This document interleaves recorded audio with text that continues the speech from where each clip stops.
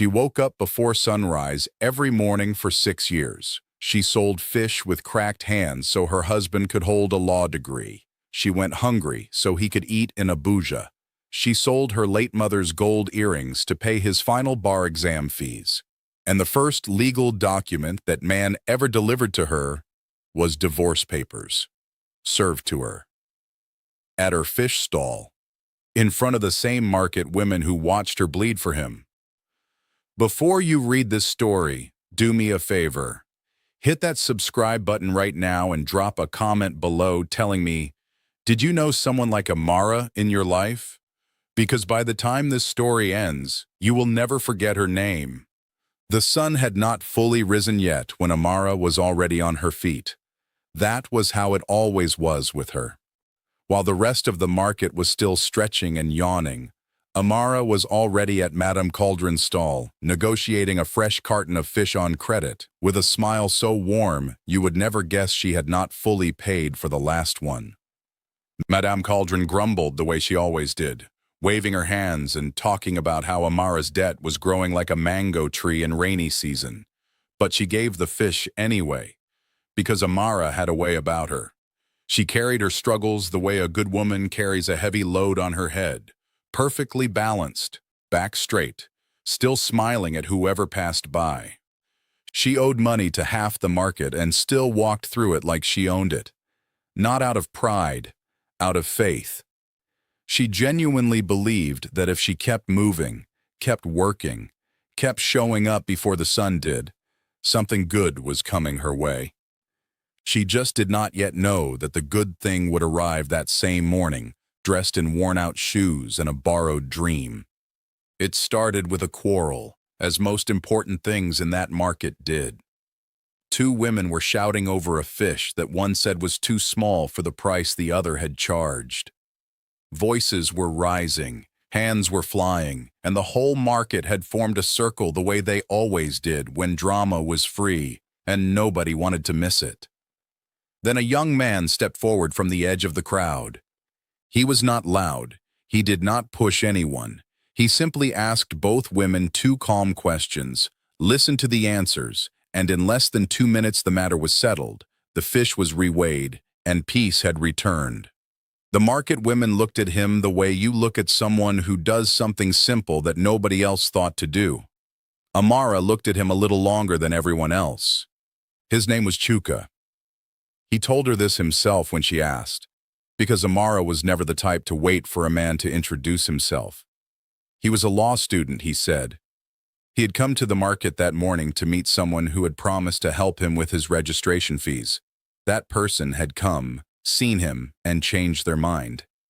He said it simply, without shame, but Amara saw something flicker behind his eyes for just a moment.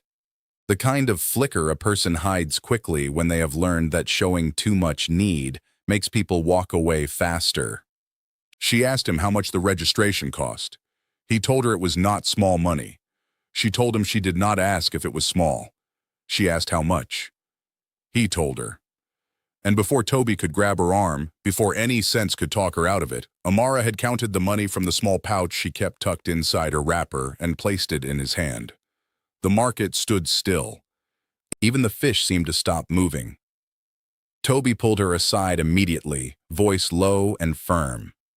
She told Amara that grammar was sweet when there was no money behind it, that a man could speak beautifully in the market all day long, but when the bill came, it would be another person carrying the weight.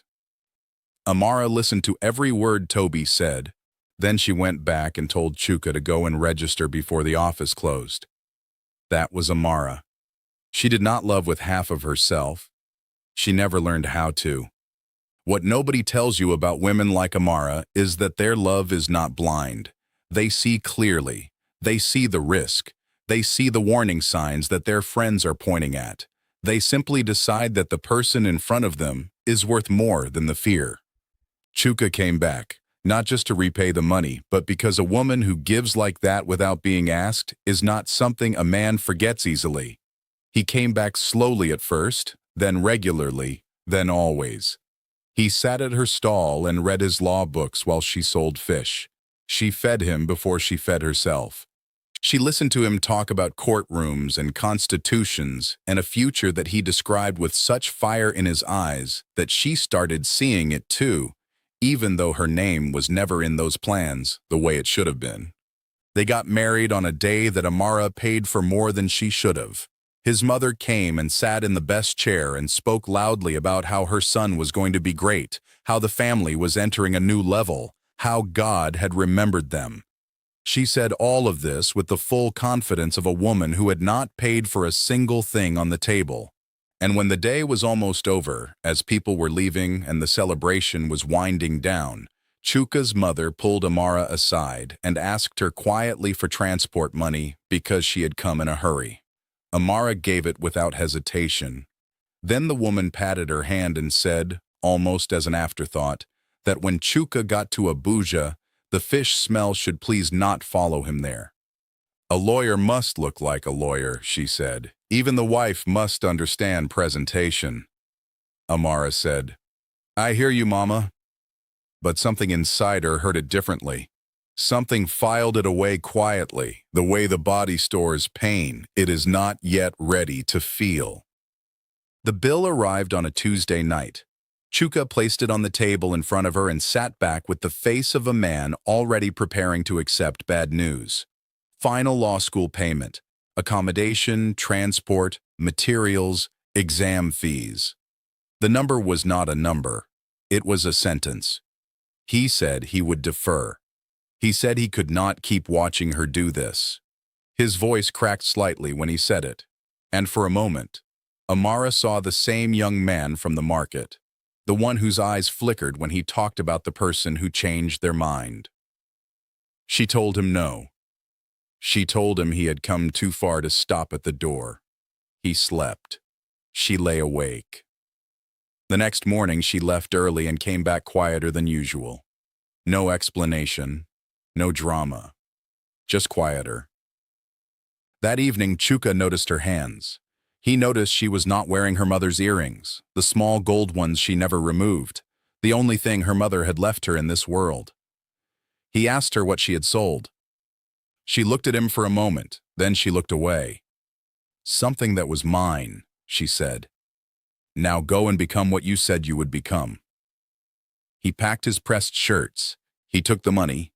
He hugged her at the door and said when he returned everything would change. Amara watched him walk down the road until she could not see him anymore. Toby stood beside her the whole time and said nothing at all, and it was only later that night, alone in a room that still smelled like his cologne, that Amara pressed her mother's empty jewelry box to her chest and sat in the silence of everything she had given away. What she did not know, what none of them knew, standing there that morning watching him go, was that the document he would one day send back to her from Abuja would not be a love letter. The hardest kind of suffering is the kind that looks like loyalty from the outside. Nobody sees it happening. Nobody rings a bell. The woman just keeps showing up, smaller and smaller each day, and everyone around her calls it dedication. After Chuka left for Abuja, the room did not just feel empty. It felt like it had been emptied on purpose. Like someone had come in and removed everything that made noise, everything that took up space, everything that needed feeding. Amara filled that silence the only way she knew how. She woke up earlier. She got to the market before even Madame Cauldron sometimes, which was something nobody thought was humanly possible. She worked longer hours, stayed later into the evening, and when she finally got home, she was too tired to eat properly, so she would take a few bites of whatever was easy and tell herself she would eat well tomorrow. Tomorrow kept moving forward without her. The money she made did not stay in her hand long enough to warm it. A portion went to her stall debt, a portion went to the house, and a portion always went to Abuja. She sent it without being asked, because she had decided long ago that Chuka's success was not his alone. It belonged to both of them. That was what she believed. She held that belief the way you hold an umbrella in Harmattan, uselessly, but refusing to put it down. Chuka called in the beginning, not as often as she would have liked, but enough. He sounded tired and focused, and she liked that. A focused man is a working man, she told herself. But somewhere around the third month, the calls started getting shorter, a few minutes instead of 30. Then a few minutes became 1 minute. Then 1 minute became a message. Then the messages started coming later in the day, sometimes at night, sometimes not at all. She told Toby he was busy. Law school was serious. Bar preparation was not a joke. Toby listened and nodded and said nothing, but she started coming to Amara's stall more often than usual. Not to buy fish, just to look at her. The way you look at someone you are quietly, privately worried about.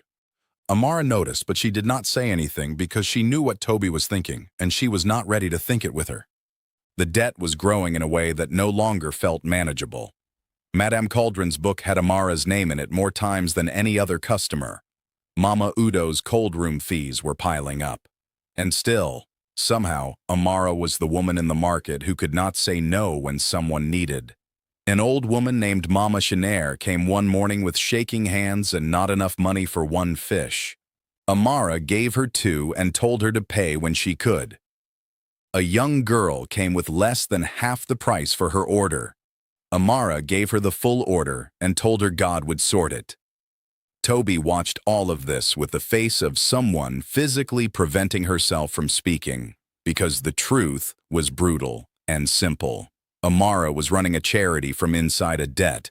She was giving out of an empty hand and smiling while she did it because that was the only way she knew how to exist in this world. Big heart, small pocket, and not a single person making sure she was okay. Then one morning, the stall did not open. In a market where Amara's presence was as reliable as sunrise, her closed stall felt like an alarm nobody knew how to respond to. Toby went to her house first. She knocked. Nothing. She pushed the door open and found Amara on the floor near the bed, not unconscious but barely present, eyes open and body completely still like a phone that had finally run out of battery with no warning. She had not eaten a real meal in 3 days. She had been managing on water and small bites of bread so the money could keep going to Abuja without interruption. The clinic doctor used the words exhaustion and low blood pressure and poor nutrition, but what he was really describing, in simpler language, was a woman who had been disappearing slowly and nobody had caught it in time. Toby sat beside her bed and did not cry. She just held Amara's hand and stared at the wall with an expression that was past crying, past even anger. It was the face of someone watching something unfair happen in slow motion and being powerless to rewind it. Now here is what I want you to do before we continue. Drop a comment right now and tell me, are you the type to never judge someone for loving too hard? Because Amara never judged herself. Not once. Even lying in that clinic bed, she did not regret a single thing she had given. Some people are just built that way. Comment below, never judge, if you are one of them.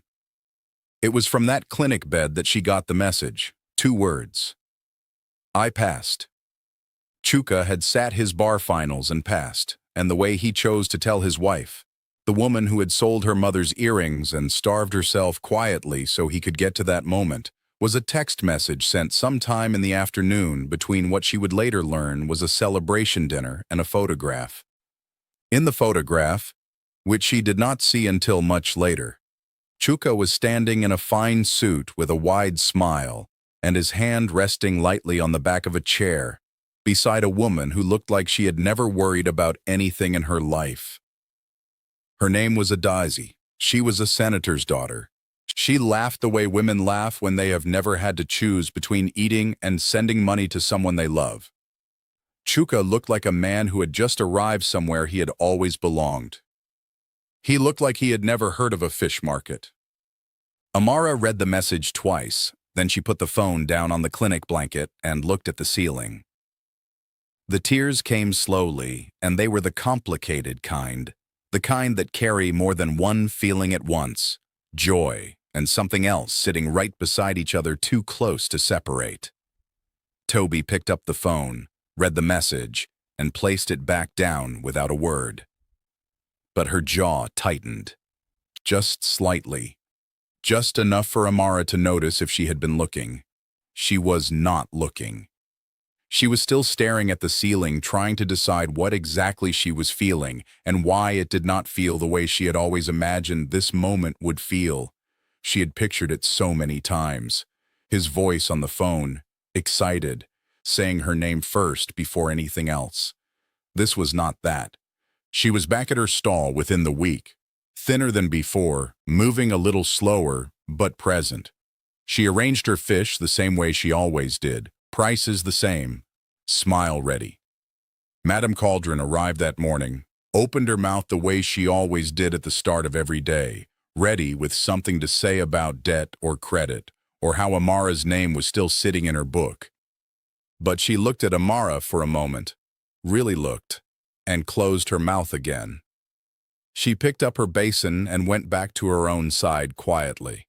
And in a market where silence from Madame Cauldron was rarer than affordable fish, that silence said everything that needed to be said.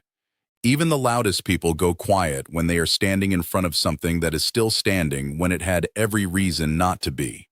The weeks after Chuka passed his bar exam were the quietest weeks of Amara's life. Not peaceful quiet. The other kind. The kind that sits on your chest. He did not come home to celebrate. He said he was setting up his practice. He said Abuja was demanding. He said soon. He kept saying soon the way people say soon when they mean never, but do not yet have the courage to say it out loud. Amara told the market women he was doing well. She said it with a smile that she had clearly practiced because it arrived too quickly and left too slowly, the way rehearsed things always do.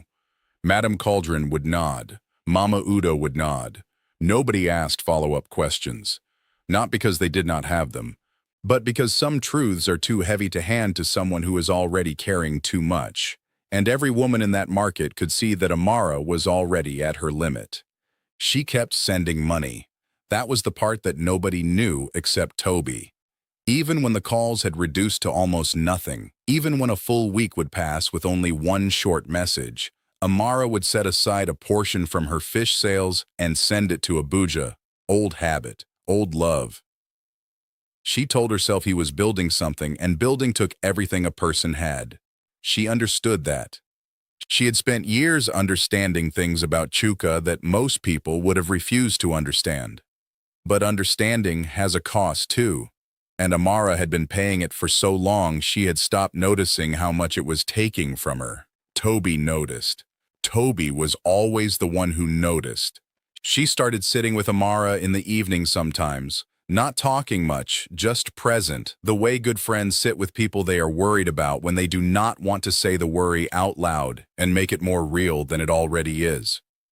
Then came the morning that split Amara's life into before and after. It started like any other morning.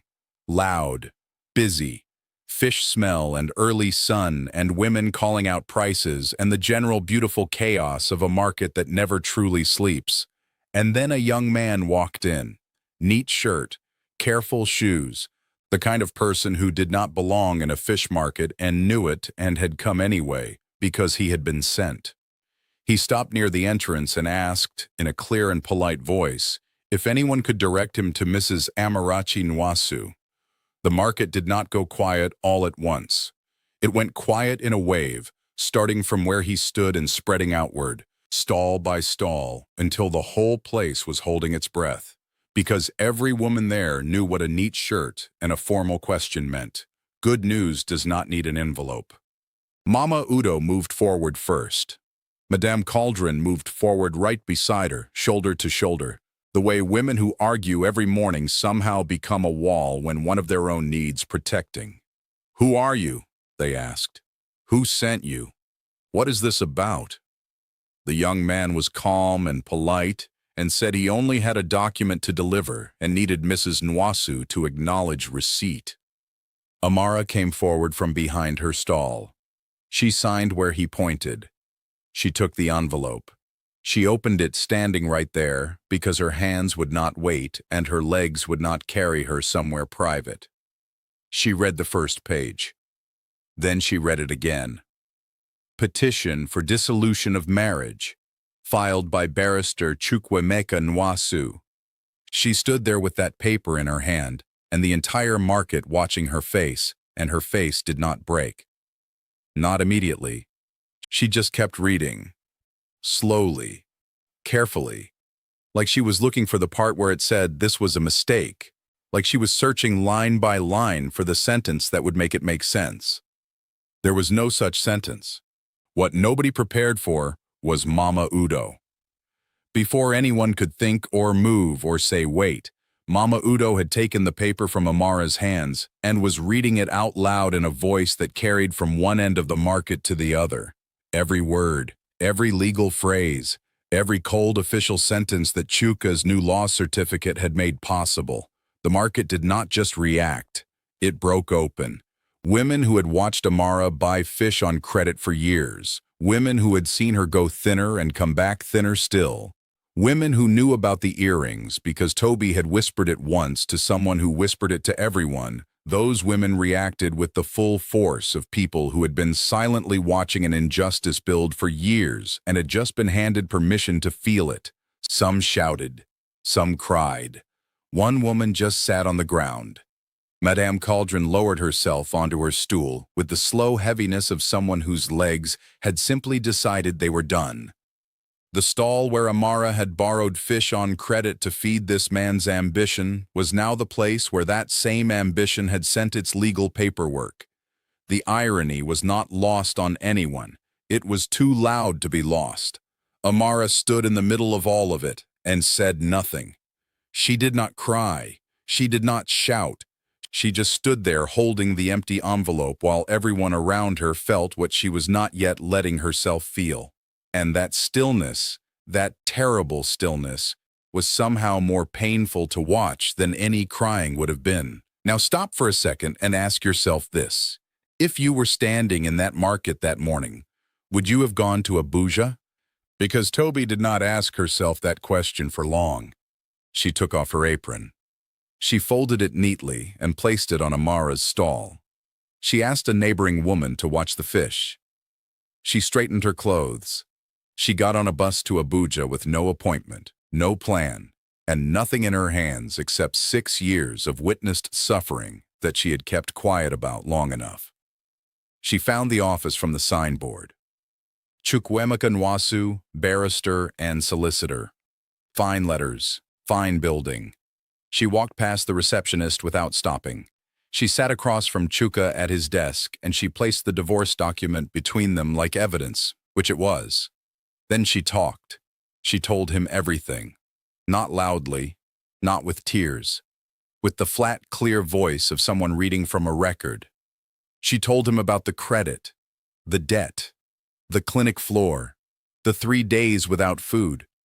She told him about the earrings last, slowly, watching his face when she said it. His mother's gold earrings. The only thing her mother left her. Gone for his bar exam fees. Chuka sat behind his fine desk in his fine office, and he did not speak. His hands, those hands that now held a law degree, were completely still on the table. What Toby did not know was that the wall between Chuka's office and the next room was thin, and in that next room, Adais had heard every single word. She came out slowly, stood in the doorway, and looked at Chuka with an expression that had changed from the one she had walked in with that morning. She did not speak. She just looked. Then she went back inside and closed the door quietly. No drama. No confrontation. Just a door closing. Sometimes a closing door is the loudest thing in a room. Toby came back to the market that evening. Amara looked up from her stall. She asked what happened. Toby said, "I told him." Amara said, "And?" Toby looked at her for a moment. He was quiet. Amara nodded once, slowly, and turned back to her fish. And if you think that quiet means the story is over, stay with me. Because what happened next is the part that will make you understand why some women are not built to be defeated. There's a certain kind of strength that does not announce itself. It does not make speeches. It does not need an audience. It just shows up. Every morning. Same time. Same stall. Same cracked hands reaching for the same fish. And if you did not know what this woman had just been handed, you would look at her and see nothing unusual. That was exactly how Amara wanted it. The morning after the divorce papers arrived, Amara opened her stall. The morning after that, she opened it again. And the morning after that, she did not cry in front of anyone. She did not give the market the satisfaction of watching her fall apart, not because she was too proud, but because falling apart was a luxury that required time she did not have and energy she could not spare. She had fish to sell, debt to clear, a life to continue whether it wanted to cooperate or not. What changed, quietly, without announcement, was the market itself. Madame Cauldron stopped adding interest to Amara's balance. She never said she was doing it. She simply stopped. And when Amara noticed and looked at her, Madame Cauldron just shrugged and said her book was getting too full anyway. Mama Udo started leaving extra fish at Amara's stall before dawn, more than Amara had ordered, always with some story about excess stock and nowhere to put it. The women who had once gathered in corners to whisper about Chuka and Abuja and whether he was coming back now, gathered around Amara's stall to buy from her first before going anywhere else. Nobody organized this. Nobody called a meeting. It just happened the way good things happen in communities that remember who showed up for them when it mattered. Adias was not the kind of woman who accepted half a story. What she had heard through that office wall had planted something in her that would not sit still. She went looking for the rest of it quietly, the way sharp people gather information without making noise about what they are doing.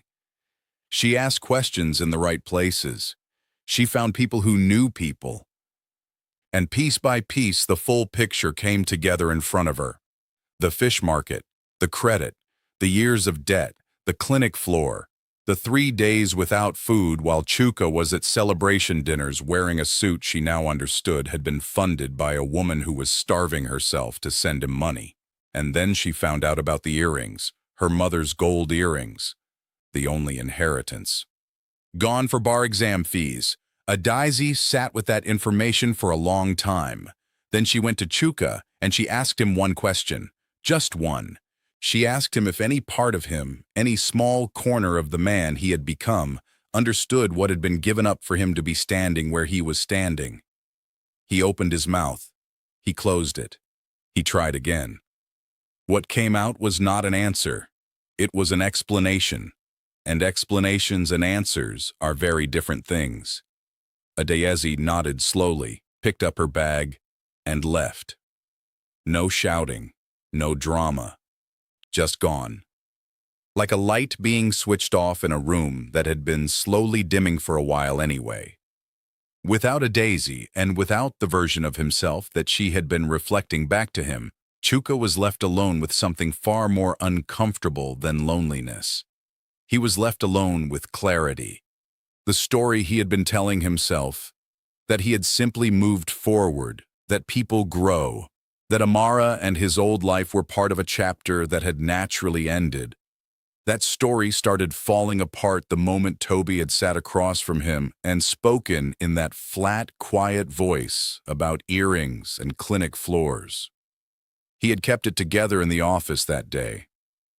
But it had been working on him ever since, slowly, the way water works on stone. His mother heard everything eventually because villages hear everything eventually. And the same mouth that had told Amara that fish smell should not follow her son to Abuja went completely silent. She did not call Chuka to discuss it. She did not call Amara to apologize. She just went quiet, which for a woman who always had something to say was its own kind of confession. One morning Chuka appeared at the market. He was not in a suit. He wore simple clothes and walked slowly. The walk of a man who has rehearsed something many times and is still not sure he is ready. The market saw him before Amara did, and the market did what it always did when something important was about to happen. It went still. stall by stall, voice by voice, until the only sounds were his footsteps on the ground and the distant noise of the street outside. Every eye moved to Amara. She was arranging her fish when she felt the quiet and looked up.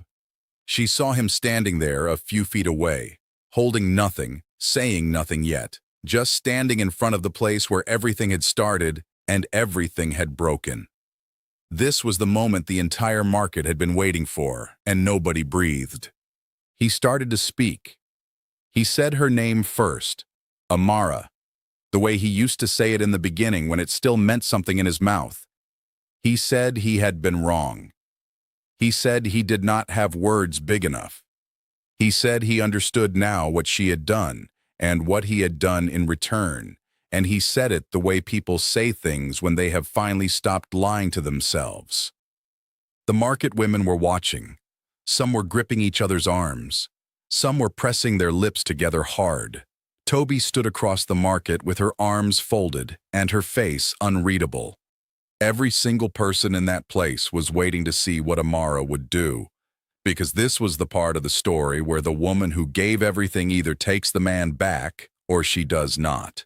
And the whole world has an opinion about which choice makes her strong and which choice makes her foolish. But here is what the whole world forgets.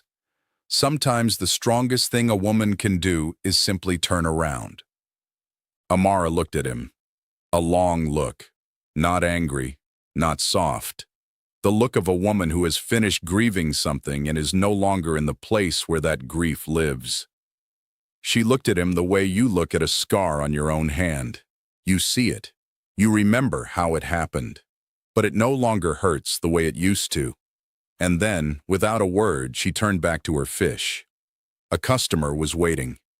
She smiled at the customer and said, "How many you want?" Chuka stood behind her for a moment longer. Then he walked away, and the market exhaled. The final scene of Amara's story is not dramatic. There is no music, no speech, no moment where she stands on something tall and announces that she won. She is at her stall. Early morning. Sun just starting to come up the way it always does, indifferent and faithful at the same time. She is arranging her fish with the same hands she has always had. The cracked ones, the working ones, the ones that counted out money for a man's registration fees the day she met him. The ones that removed a mother's gold earrings for the last time. The ones that signed a court document in front of everyone who knew her name. Those same hands. But her back is straight now. Her stall is full. Her debt is cleared. She is humming something quietly, no particular song, just sound, just breath, just a woman who is still here after everything that tried to make her disappear. She is not waiting for anything. She is not hoping for a call. She is not replaying conversations in her head at night.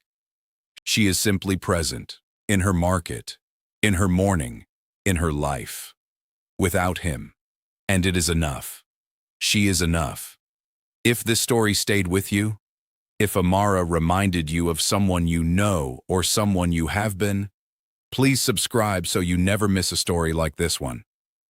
These are the stories that do not make the news, but live in every market, every home, every woman who loved someone more than she was loved back. Subscribe and share this with someone who needs to hear it today.